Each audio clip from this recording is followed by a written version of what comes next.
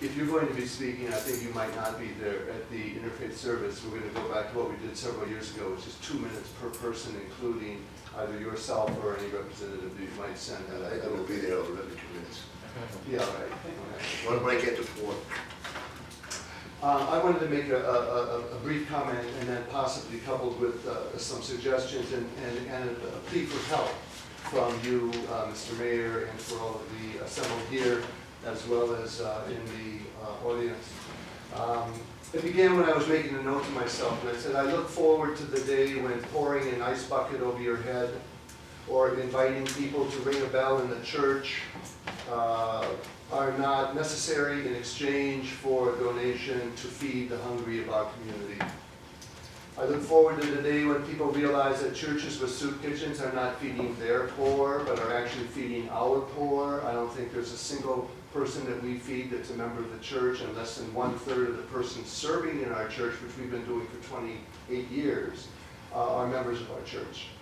So it's really the community's poor that we are really, really struggling to continue to feed. If you can imagine any of us, I don't care what you own in this community, if you're going to feed 40 to 70 people a week, you're going to have a hard time doing it. The poor are as much a part of our community as the wealthy. They might not be as welcome, they might not be as visible, they might not be the kind of people you want to invite to a cocktail party, or some people might not even want to invite them to their church. But they're as much a part of the community. And I look forward to the day when charity and compassion and benevolence are built into every endeavor that we undertake as a community, not just to the confines of the time between Thanksgiving and New Year's.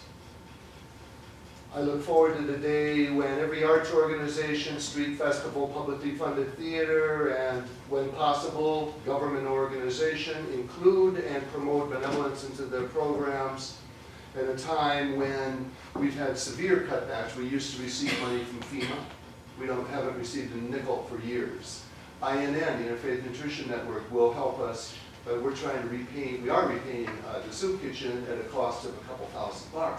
We got $300 out of them. The rest we have to just ice buckets, walk up and down Main Street, whatever we can. To the chase here. That said, I do want to commend the village, because I walked by the Toy for Tots box. It is empty, but it's early. But I'm glad that the Toy for Tots box is there, because I notice things like that. I also want to thank the Advance, particularly its editor, Linda Lucy, who's here, who has done a great job either herself or assigning people to cover not only things that happen at my church, but benevolent things that happen for organizations that could never afford advertising or anything to get their things done. She's good at lifting those things up as well, helping the unseen to be visible. She's helping the powerless to have access to some sort of decency and some sort of respect. I want to thank the Chamber of Commerce and David Kennedy in particular for their support in helping us to promote some of these events. I want to thank Mary Panieri, who, did I say Mary Panieri? I think I confused you with somebody in your family. Mayor Pontieri for having come to the soup kitchen a few years ago, and when he wasn't eating the food that we were supposed to be serving, he did a great job as a servant. Very good. Bonnie Underwood has been cooking that food down there for many, many years.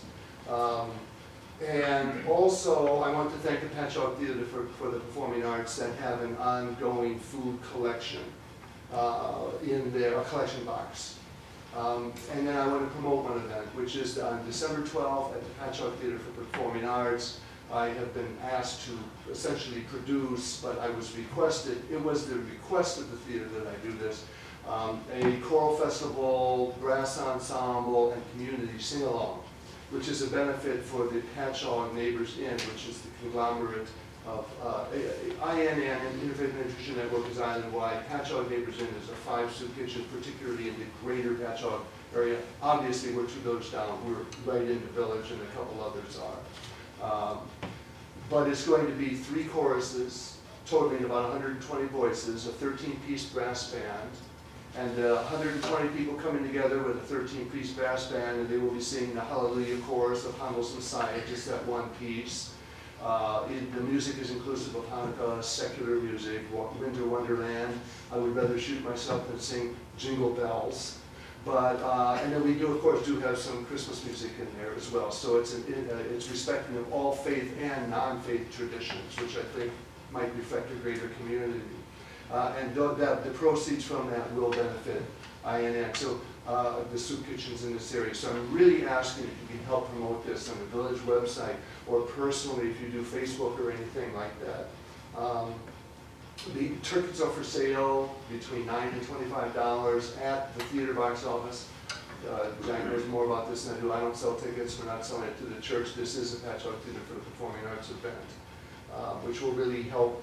In addition to that, there's a few things off the top of my head that I can think of that would be nice if somehow when they're looking for permits, and I don't know governance, if you want to know something about the ecclesiology of theocracy, I can tell you, but I don't know about getting a permit to have somebody doing something at Shorefront Park.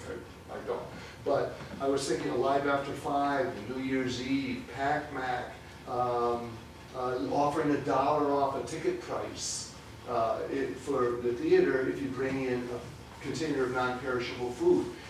What I found is that people love this, and everybody looks good. When I ask people, rather than beating up people in church who give all the time, if I ask somebody in the community, could you give us something? I ask for one, they bring 6. I've been really astonished. I brag about this community wherever I go, and I travel widely. So I would leave that up to you in conclusion, and I thank you for your time. That you could probably tell me much better, as you have better ideas about what I can be doing, because I'm walking up and down Main Street also, and sort of begrudgingly looking at, wondering how much money is going to be made on New Year's Eve if we do a ball drop. I can't imagine. I so desperately want to be a restaurant owner instead of a putsy congregational minister. And I'm thinking, wouldn't it be nice if somehow we could just get something at this time where we come up and we talk about wonderful things, BID and $678,000. Shopping, Small Business Saturday, on and on and on. And just as I was taught and trained to look for the least of these in the community, because you cannot, no community can survive chronically hungry people. I hate to think what I would do to feed my own children. I hate to think, if push comes to shove, what I would resort to if I had to. And people, when hungry, they can't feed themselves, they can't feed their children, it can get ugly immediately. We all know that. So it's a great service that many of us are doing to the community. And with your help, I'm sure that we'll be able to do even better. And I thank you for your time, and I join the chorus of Happy Thanksgiving. You took that union person. Then we all see them on the street every day. And so many times we walk in